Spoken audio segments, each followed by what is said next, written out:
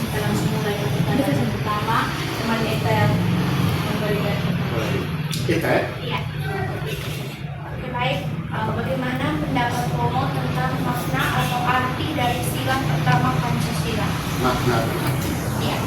itu poin ya. Makna dari sila pertama itu kan ketuhanan yang Maha Esa. Tuhan yang Maha Esa. Itu artinya Indonesia mengakui dan percaya akan adanya Tuhan. Sebab ada negara yang tidak akui adanya Tuhan. Nah, Indonesia dengan adanya sila ini, sila ketuhanan yang Maha Esa, itu artinya Indonesia itu mengakui adanya Tuhan, percaya akan adanya Tuhan, lalu Tuhan yang menciptakan dan memelihara kehidupan alam semesta. Dan dia juga menjadi landasan bijak untuk kehidupan yang menghargai etika, moral kita menyangkut etika laku. Jadi harus, dan setiap agama yang ada punya ajarannya, dan sebagai warga negara Indonesia mesti harus hidup menghargai etika, menjunjung tinggi etika, harus menjunjung tinggi moral itu yang saya bilang tadi. Kalau etika bagaimana berkaitan dengan bagaimana kita berinteraksi dengan sesama. Kalau moral itu soal tingkah laku kita kan semua diatur di agama, diajarkan. Dalam kehidupan sehari-hari, bagaimana cara Romo menerapkan nilai-nilai ketuhanan yang Maha Esa? Atau adakah kegiatan-kegiatan yang sudah dilakukan dengan maksud yang sama? Soal cara kan, cara untuk menerapkan nilai ketuhanan yang Maha Esa. Antara lainnya yang saya siap itu saya siap empat cara untuk menerapkan nilai ketuhanan yang Maha Esa itu. Yang pertama itu kita mesti menghormati tempat-tempat ibadah,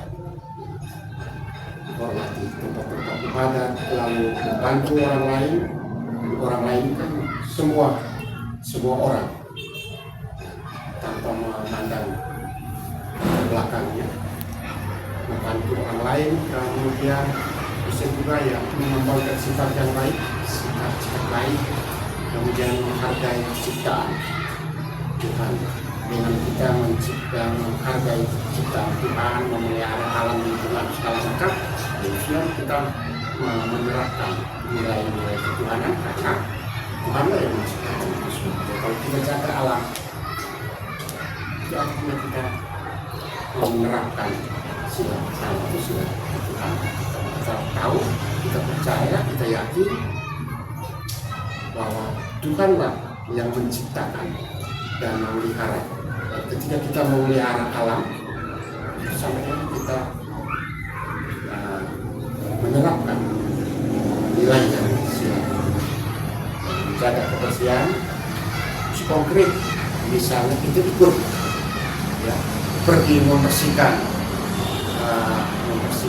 area tempat ibadat rumah orang seperti itu, kemudian bisa membantu orang lain untuk pasti bisa membantu dalam banyak hal, secara moral, secara material, saling menasihati,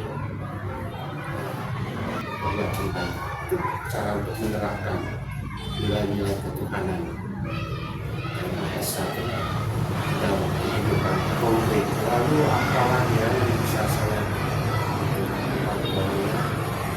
yaitu sifat-sifat yang baik. Kita mesti mengembangkan sifat yang baik, kita mesti jujur, jujur, adil, kemudian ya macam-macam lah.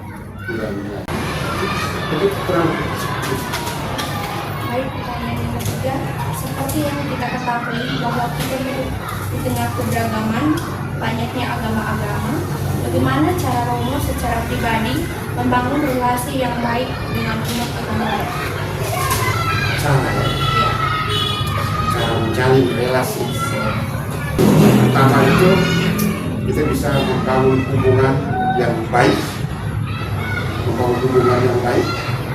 lalu menghindari konflik itu yang harus kita buat, menghindari konflik, lalu membangun kerukunan.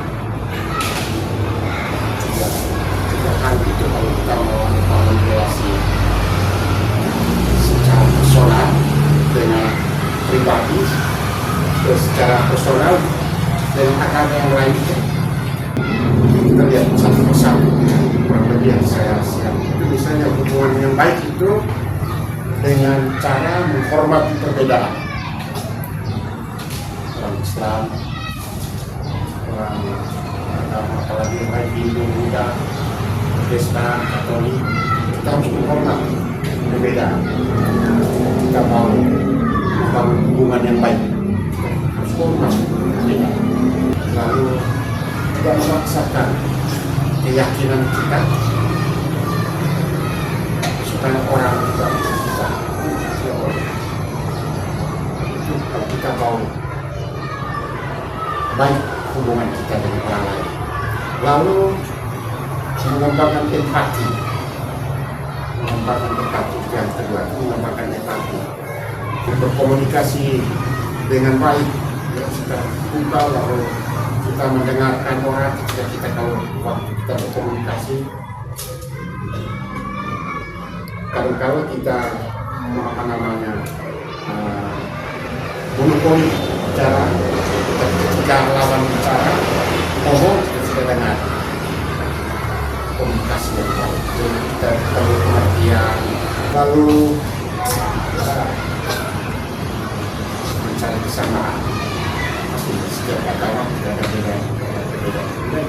Ada hal yang sama, dan yang sama itu yang kita harus bangun relasi. Misalnya contoh kesamaan, ada banyak hal. Hindari dari konflik. Ya, antara lain itu tidak membicarakan hal-hal yang sensitif. Kita untuk membawakan doa. Ya, membawakan doa.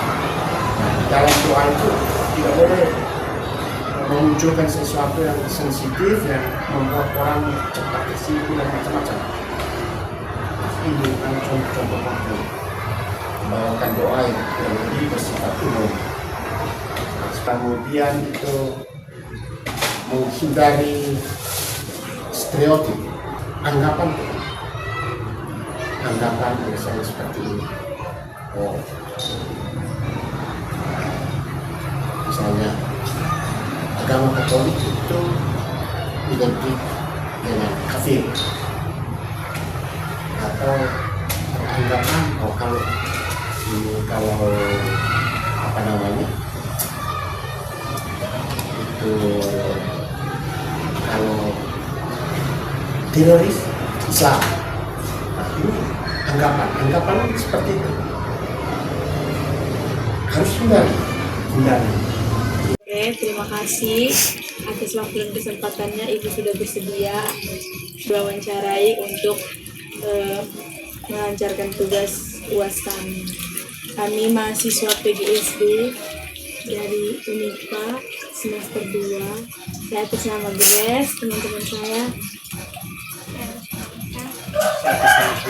Saya Peci, saya Esi, saya Novi, saya Omin, saya Yanti. Jadi hasil hadirnya kami sore hari ini, kami akan mewawancarai Ibu sebagai pendidik atau guru mengenai makna-makna atau nilai dari Pancasila. Saya langsung saja ke pertanyaan yang pertama. Bagaimana pendapat Ibu mengenai makna dari Pancasila?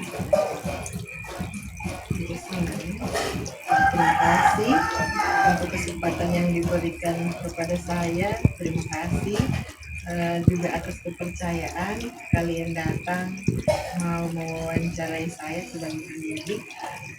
Baik, Pancasila menurut saya sebagai pribadi dan juga sebagai pendidik itu adalah, kita tahu sama-sama Pancasila ini dasar negara kita Indonesia, di mana Pancasila itu menjadi pedoman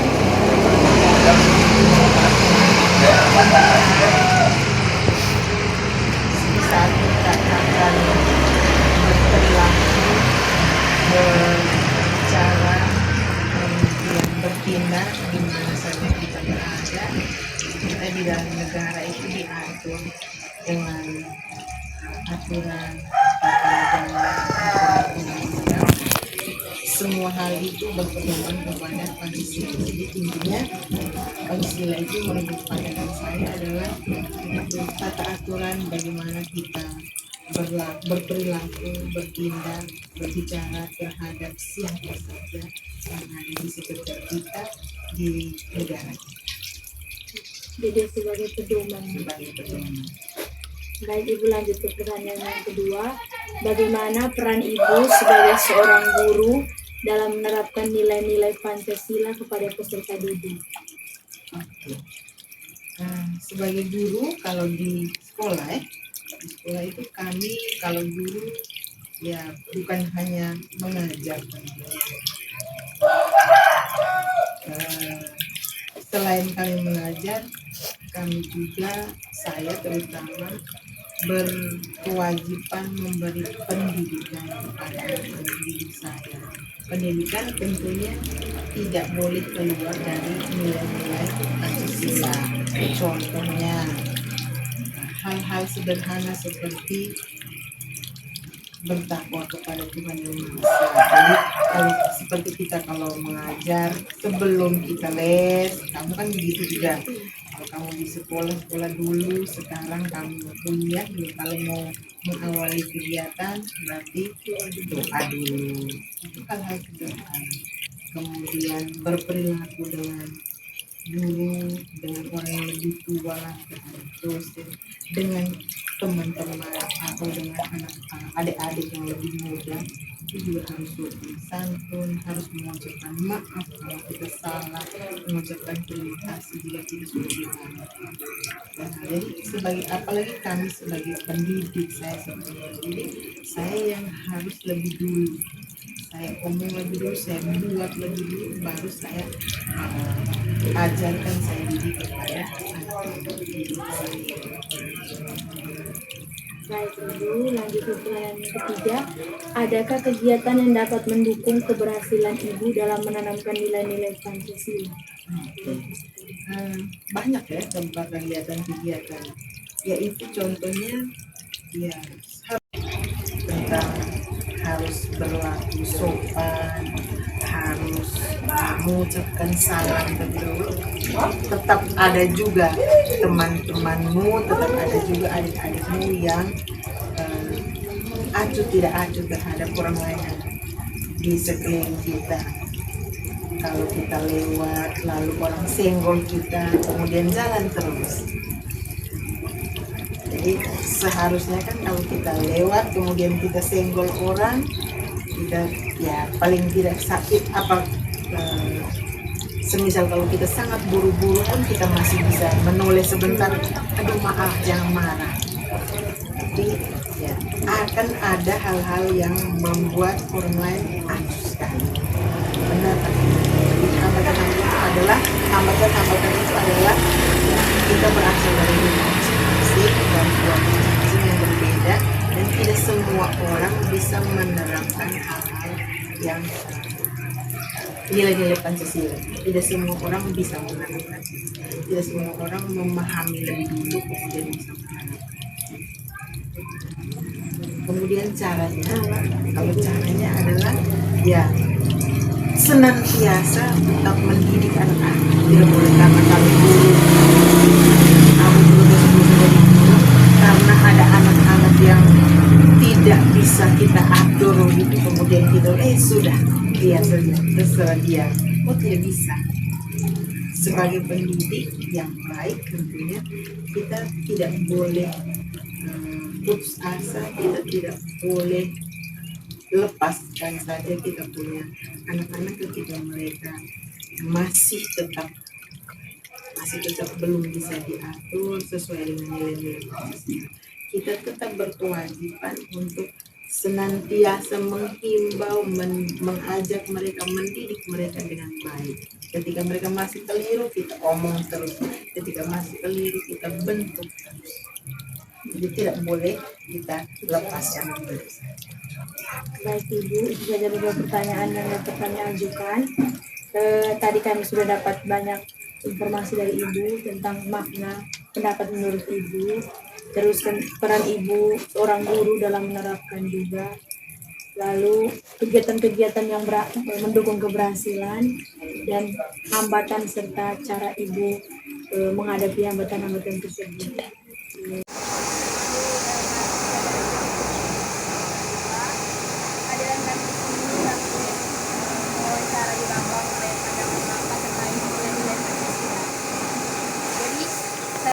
Bagaimana pandangan Bapak mengenai peran Pancasila dalam menjaga keutuhan dan kesatuan Indonesia saat ini?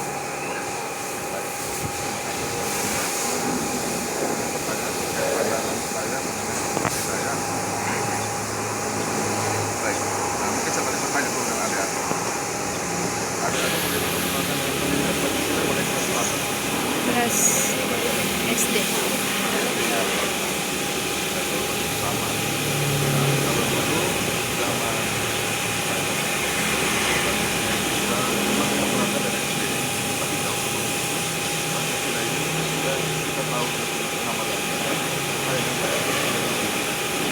sebagai contoh, dulu waktu kami belum sekolah, kami kan generasi 80-an sekolah,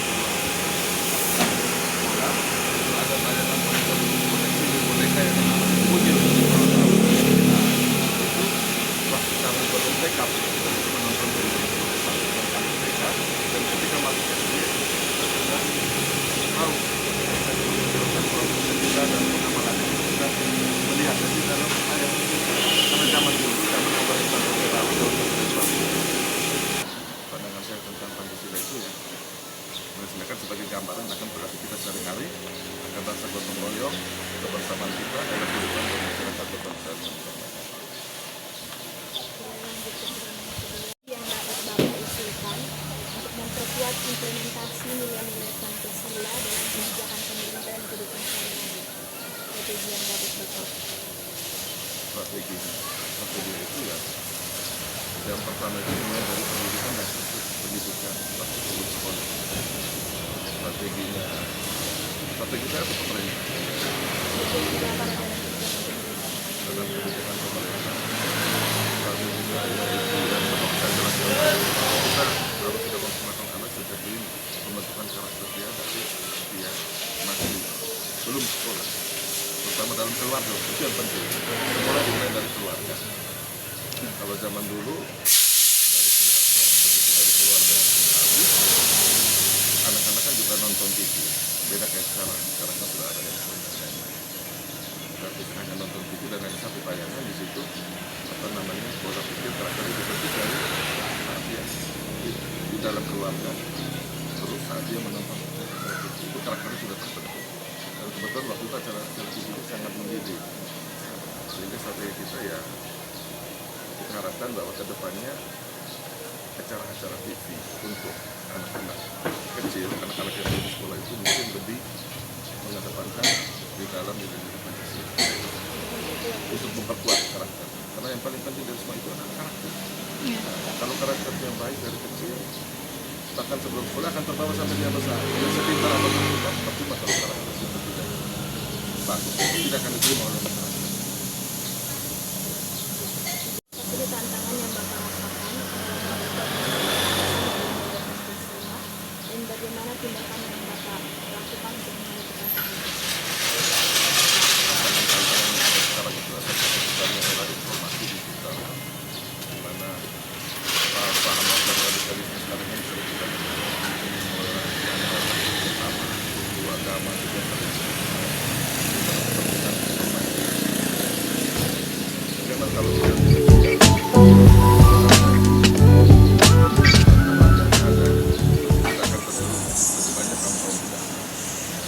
apa tadi? Itu tantangannya seperti itu tadi. Ada keterbukaan dari informasi, di mana informasinya kan tidak disaring, toh kita masuk, kita terima. Anak-anak muda seperti ada yang banyak terlambat. Terus apa? Tindakan yang dapat dilakukan adalah dalam bidang pendidikan terutama perlu ditingkatkan pemahaman akan nilai-nilai Pancasila, di mana ada lima sila atau lima sila itu perlu diperkuat lagi di dalam pendidikan Pancasila di berbagai institusi pendidikan, sehingga anak-anak kalau pemahamannya patuh dengan tiap-tiap nilai itu, dia tidak akan mudah terjerumus di dalam terbuka era informasi seperti sekarang ini. Tingkatkan pemahaman. Terakhir, bagaimana pendapat Bapak dalam melihat situasi negara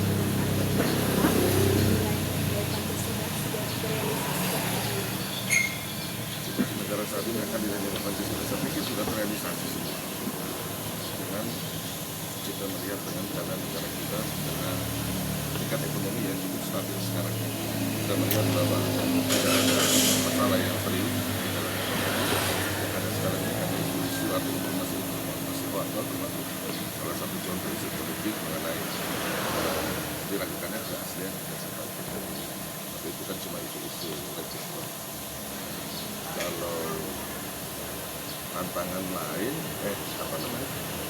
yang ada di negara ini ya, masih khususnya soal kemiskinan, tingkatnya pengangguran, tenaga lebih PHK-nya, berbagai karyawan karena situasi ekonomi yang sulit.